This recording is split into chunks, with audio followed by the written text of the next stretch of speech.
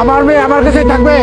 ও পড়াশোনা পারুক আর না পারুক, কোনো কাজ করুক আর না করুক, ও পাগল হলো আমার মেয়ে, প্রতিবন্ধী হলো আমার মেয়ে। আমার মেয়ে আমার কাছে থাকবে।